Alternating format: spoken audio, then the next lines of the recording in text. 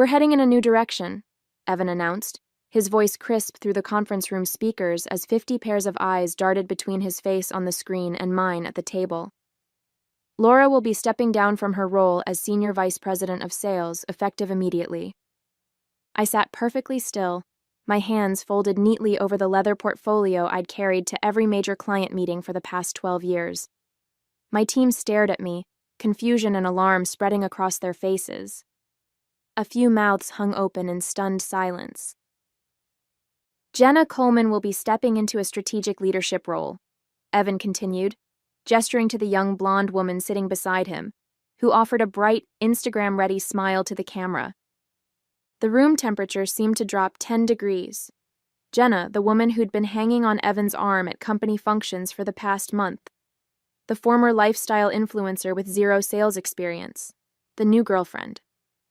"My name is Laura Pickens, and at 54 years old, I'd built the entire sales department at Trellis Systems from nothing.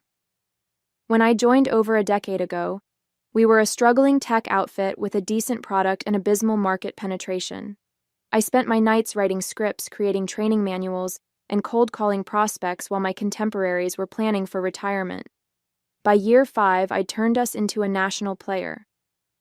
By year 10, we were landing multi-million-dollar accounts, almost all through personal client relationships I'd cultivated with painstaking care." I looked around the room at my team, the people I'd hired, trained, and mentored, the backbone of a company that now generated over $25 million annually. Their faces reflected back the same thought. This made no sense. "Laura has been instrumental in building our sales infrastructure," Evan added, almost as an afterthought. "And we thank her for her service." Service. Like I was being honorably discharged after a tour of duty. I could feel the weight of silent questions pressing down on the room. Why was this happening?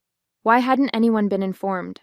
Why was the CEO's girlfriend taking over the most critical revenue-generating department in the company? But I didn't flinch. I didn't argue. I didn't show a flicker of the rage burning beneath my carefully maintained composure. Instead, I smiled, gathered my reports, and stood up. "I wish you all continued success," I said clearly, making eye contact with each member of my team. "The reports for this quarter's projections are complete. The client contact information is updated.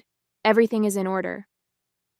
I nodded once to Evan on the screen, where Jenna was already talking animatedly about fresh perspectives and digital-first approaches. Then I walked out, closing the door softly behind me. They had no idea what they'd just done. I'd seen the warning signs for months, ever since the board had brought in Evan Strickland as our new CEO.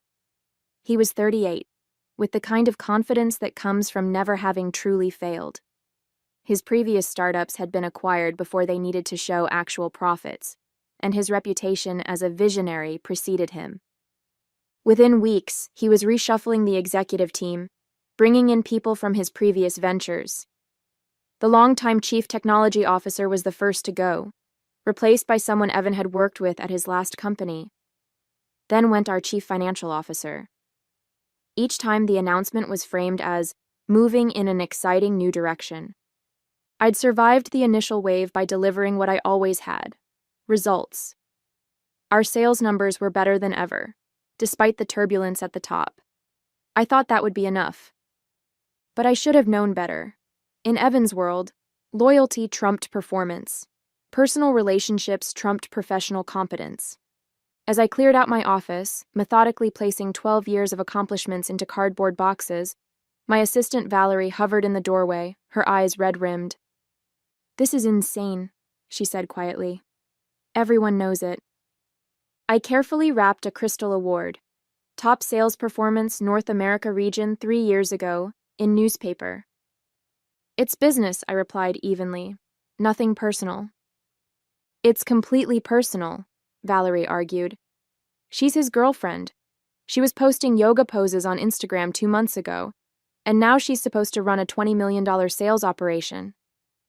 I placed the wrapped award in my box and looked up at Valerie. For 8 years, she'd been my right hand. She knew every client, every deal structure, every relationship I'd built. "What will you do?" she asked. "Take some time," I said. "Consider my options." I closed the box and sealed it with packing tape, the sound sharp in the quiet office. What about you? Valerie straightened her shoulders. I already told Human Resources I'm giving my 2 weeks' notice. I nodded, unsurprised. Loyalty ran both ways on my team. Do me a favor, I said. Before you go, make sure the contact information for Patterson Healthcare and National Building Supply gets transferred correctly. They've got renewal decisions coming up in the next 30 days. Those 2 accounts alone represented over $5 million in annual revenue. Valerie's eyes met mine, understanding dawning on her face. She nodded slowly. I'll make sure everything is accurately transferred, she said. I smiled, the first genuine one since the meeting. That's all I ask. What Evan didn't understand, what he couldn't possibly comprehend, was that my client relationships weren't attached to the company. They were attached to me. Over 12 years, I had personally cultivated trust with every major account we had, most of which were secured through one-on-one deals, favors, and late-night crisis calls. The trust wasn't with Trellis Systems, it was with Laura Pickens. 3 weeks after my unceremonious departure, I was sitting on my back deck in North Raleigh, enjoying a cup of coffee and the morning quiet, when my phone rang. The caller ID showed Harold Barnes, the purchasing director of Patterson Healthcare, our biggest client. Laura, Harold's familiar voice boomed through the speaker. I've been trying to reach you through your company email, but they said you're no longer with them? That's correct, I confirmed. I recently left Trellis Systems. Left? You practically built the place. Harold sounded genuinely shocked. What happened? New leadership, new direction, I said simply. Well, that explains a lot, he sighed. We had a call with some new person yesterday, Jenna something, and frankly, it was a disaster. She couldn't answer basic questions about our implementation timeline, and she kept referring to us as Patterson Health Systems instead of Patterson Healthcare. I winced inwardly. Patterson was notoriously particular about their brand identity. Anyway, Harold continued, our contract is up for renewal next month, and I wanted to talk to you about the pricing structure before we commit to another 2 years, but now I'm not sure we want to move forward at all. I took a careful sip of coffee. I understand your concerns, Harold. You need a partner who understands your business. We need you, Laura. You've pulled our bacon out of the fire more times than I can count. Remember when our system crashed during the Medicare audit last year? You had your technical team on it within 20 minutes, on a Sunday. I remember, I said. So what are you doing now? Taking some time off? I hesitated, then made a decision. Actually, I've been considering some opportunities. There's a company called Meridian Technologies that's been persistent in their outreach. Meridian was a rising competitor to Trellis, with a similar product suite but a more innovative approach. They'd been trying to hire me for years. Harold was silent for a moment. Meridian, huh? They've pitched to us before. Solid product, but we went with Trellis because of you. I understand, I said neutrally. Would you... Harold paused. If you were to join Meridian, would you be handling the Patterson account? I imagine that would be part of the discussion, yes. Another pause. Then, interesting. Our IT director has been pushing for us to explore alternatives anyway. Maybe we should hold off on that renewal with Trellis, see how things develop. After I hung up, I sat looking at my phone for a long moment. Then I scrolled through my contacts and selected a number I'd saved but never called. Hello, this is Laura Pickens, I said when the call connected. I believe your CEO, Gregory Wilson, has expressed interest in meeting with me. I'd like to schedule that conversation now. The dam was about to break, and Evan Strickland had no idea what was coming. The offices of Meridian Technologies occupied 3 floors of a gleaming glass tower in downtown Raleigh. As I rode the elevator to the executive suite, I reflected on how different this was from my early days at Trellis, when we'd operated out of a converted warehouse with temperamental air conditioning and a coffee machine that worked only on Tuesdays. Gregory Wilson, Meridian's CEO, was waiting for me himself, a courtesy that spoke volumes after Evan's dismissive treatment. In his early 60s, Gregory had the confident bearing of someone who'd built his success brick by brick, rather than through flashy acquisitions. "Laura," he said warmly, extending his hand, "I can't tell you how pleased I am that you finally returned our calls." "Timing is everything," I replied with a small smile. His office had a wall of windows overlooking the city. As we sat down, I noted the framed photos on his desk. Family pictures, not the vanity shots of celebrities and influencers that had begun appearing in Evan's office. "I'll be direct," Gregory said. "We want you to build out our enterprise sales division. You've created something remarkable at Trellis, and we've been watching your work for years." "And what exactly would that role entail?" I asked, though I already had a good idea. "Executive Vice President of Sales and Client Relations. Full autonomy to build your team. Equity in the company. And," he leaned forward slightly, "the freedom to bring in the clients you believe would benefit from our platform." There it was, the unspoken understanding that I would bring my relationships with me. "That's a compelling offer," I acknowledged. "We're prepared to be competitive on compensation as well," Gregory added, sliding a folder across the desk. I opened it and carefully masked my reaction. The number was significantly higher than what I'd been making at Trellis, a place where I'd repeatedly been told I was at the top of the pay band for my position. "I'll need to review this in detail," I said, closing the folder. "Of course," Gregory nodded. "Take your time, but I should mention that we're particularly interested in expanding in the healthcare and construction sectors. I understand those were areas where you had some significant wins." Patterson Healthcare. National Building Supply. Together, they represented over $5 million in annual revenue for Trellis. "I had some success there," I confirmed modestly. Our conversation continued for another hour, during which Gregory outlined Meridian's vision and growth strategy. It was refreshingly substantive, focused on product development and client success rather than buzzwords and vanity metrics. As we wrapped up, Gregory walked me to the elevator. "One last thing," he said. "We've heard through the grapevine that there might be some talent becoming available from Trellis in the coming weeks. People who worked with you." I raised an eyebrow. "The rumor mill works quickly." "It always does," he agreed.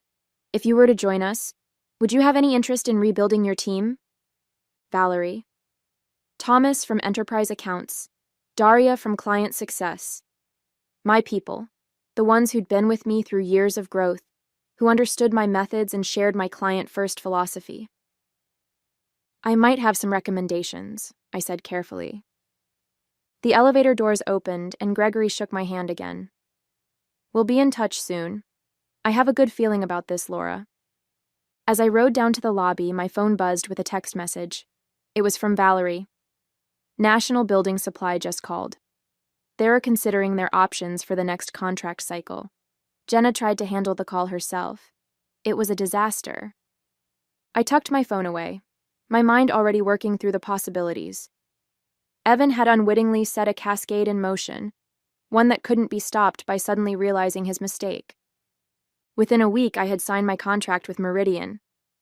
"This feels like déjà vu," Valerie said, arranging family photos on her new desk at Meridian Technologies. "Except with better lighting and a coffee machine that works every day." I leaned against the doorframe of her office. A real office, not the open-plan workspace she'd had at Trellis. "How does it feel to be Director of Client Operations?" She grinned. "Like I should have followed you years ago." In the 6 weeks since I'd joined Meridian, things had moved with the kind of purposeful efficiency that had been my hallmark at Trellis. Gregory had given me the autonomy he'd promised, and I'd quickly assembled key pieces of my former team. Valerie, Thomas, Daria. Each had received substantial promotions and increases in compensation, recognition of the value that Trellis had failed to acknowledge. My phone rang, and I excused myself to take the call in my office. It was Harold from Patterson Healthcare. "Laura, we've made our decision," he said without preamble. We're not renewing with Trellis. Their service has gone downhill since you left. And frankly, this new salesperson they assigned us seems more interested in taking selfies in our lobby than understanding our compliance requirements. I kept my voice neutral. I'm sorry to hear that. Don't be. Harold chuckled. Because we want to talk to Meridian about taking over. The deadline for our Trellis renewal is next week, and we need to have something in place. I'd be happy to connect you with our team, I said. No, Laura. We want to work with you directly. You know our systems, our challenges. We trust you.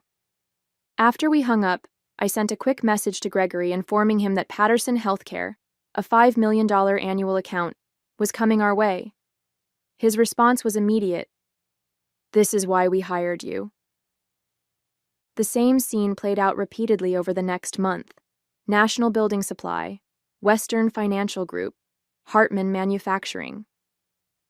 One by one, Trellis's biggest clients reached out, expressing dissatisfaction with the new regime and interest in following me to Meridian. Some were more direct than others. The CEO of Western Financial didn't mince words. Your replacement showed up to our quarterly review meeting wearing a crop top and taking notes on her phone. When our CFO asked about security protocols, she said she'd circle back and never did. By the end of the quarter, over $15 million in client contracts had either moved to Meridian or announced their intention not to renew with Trellis. It wasn't just about me. It was about the fundamental misunderstanding Evan had regarding what our clients valued. They didn't want flashy presentations and social media presence. They wanted reliability, expertise, the confidence that when problems arose, someone who understood their business would be there to solve them. I was working late one evening when Gregory stopped by my office, a bottle of champagne and 2 glasses in hand. I thought we should celebrate, he said, setting the glasses down. The Western Financial contract came through today. That puts us over $15 million in new business this quarter, all from former Trellis clients. As he poured the champagne, he added casually, "Have you heard what's happening over there?" I try not to pay attention to gossip, I replied diplomatically. Gregory smiled. Their stock is down 30%. There's talk that the board is meeting next week to discuss leadership concerns. Apparently, their first quarterly earnings call after your departure was, let's call it, eventful. I accepted the glass he offered. Business is cyclical. Companies have ups and downs. True, he acknowledged, but losing 60% of your revenue in a single quarter isn't a cycle. It's a catastrophe. We clinked glasses, and I allowed myself a small smile. To new beginnings, I said. The email arrived on a Tuesday morning, its subject line bland and corporate. Trellis Systems announces executive changes. I opened it, curious despite myself. Trellis Systems today announced that Evan Strickland will be stepping down as Chief Executive Officer, effective immediately. The board has appointed Jerome Phillips, currently Chief Operating Officer, as interim CEO while a search for a permanent replacement is conducted. There was a quote from the board chair about returning to core business principles and refocusing on client relationships, but the message was clear. Evan was out. I forwarded the email to Gregory with a single question mark. His response came within minutes. Sinking ship. Too little, too late. He was right. The damage had been done. In the 3 months since I'd joined Meridian, we'd not only secured contracts with Trellis's former clients, but had begun integrating them into our systems. The switching costs were significant, meaning even if Trellis suddenly got its act together, these clients were unlikely to return. My phone buzzed with a text from Thomas. Did you see? Barkum barkum. Before I could respond, another message appeared. This one from an unknown number. Laura, it's Evan. Can we talk? I stared at the screen, surprised by his audacity. After a moment's consideration, I typed back, I'm in meetings all day. His response was immediate. Please, it's important. Against my better judgment, I agreed to a coffee at a neutral location, a small cafe halfway between our offices. He was already there when I arrived. looking noticeably different from the confident CEO who had dismissed me months earlier. His designer shirt was wrinkled, and dark circles shadowed his eyes. "Thank you for meeting me," he said as I sat down. "What can I do for you, Evan?" I kept my tone professional, neither friendly nor hostile. He sighed heavily. "I made a mistake, Laura. A massive, company-destroying mistake." "Business decisions sometimes have unintended consequences," I offered neutrally. "This wasn't a business decision," he admitted, rubbing his temples. "It was ego. Jenna convinced me that the sales department needed younger energy and modern approaches. She said clients wanted to work with people who understood digital transformation." I raised an eyebrow but said nothing. "The board fired her 2 weeks ago," he continued. "After the Patterson account left, they demanded answers. She had no idea how to handle client relationships at that level. None. And now they've fired you too," I observed. He winced. "Technically, I resigned. But yes." He leaned forward, his voice low and urgent. "Laura, I want to make you an offer. Come back to Trellis. Name your price, your title. The board would approve anything to get the clients back." For a moment, I was speechless. The audacity was almost admirable. "Evan," I said finally, "those clients aren't coming back. They've signed multi-year contracts with Meridian. Their data has been migrated. Their teams have been trained on new systems." "But you could convince them." "I wouldn't even try," I cut him off. "They're happy where they are. We've given them everything Trellis promised, but failed to deliver." He slumped back in his chair, defeat written across his face. "The company is imploding. The board is talking about selling off assets." I felt a twinge of sadness for the company I'd helped build, for the people still there who had played no role in Evan's poor decisions. But business, as I'd learned, wasn't personal. "I wish you the best," I said, standing up, "but my future is with Meridian now." As I walked away, my phone buzzed with an email notification. It was from Gregory. "Western Financial just doubled their contract size. Board wants to fast-track your promotion to Chief Revenue Officer. Let's discuss tomorrow." I smiled. Sometimes the best revenge isn't about getting even. It's about moving forward and thriving. 6 months after joining Meridian, I stood at the podium during our company-wide meeting, addressing over 300 employees. The quarterly results displayed on the screen behind me told a story more powerful than any words could convey. Revenue, up 64% year over year. New enterprise clients, 17, 12 former Trellis accounts. Client retention rate, 98%. Stock price, increased 42% since last quarter. "These aren't just numbers," I told the assembled team. "They're the result of a fundamental philosophy, that business is built on relationships, expertise, and trust, not trends or personalities." From my position on stage, I could see my core team in the front row: Valerie, Thomas, Daria, and the others who had followed me from Trellis. Behind them were the new hires we'd brought on to handle our explosive growth, eager faces ready to learn the methodologies that had proven so successful. Today, I'm pleased to announce that Meridian has been recognized by Industry Standard Magazine as the fastest-growing enterprise software company in the Southeast, I continued, pausing for the applause that erupted. "This achievement belongs to all of you." After the meeting, Gregory pulled me aside, a newspaper folded under his arm. "Have you seen this?" he asked, handing it to me. The business section headline read, "Trellis Systems acquired in fire sale, stock down 78% from peak." The article detailed how a larger competitor had purchased the struggling company for a fraction of its former valuation, with plans to absorb its technology and eliminate redundant positions.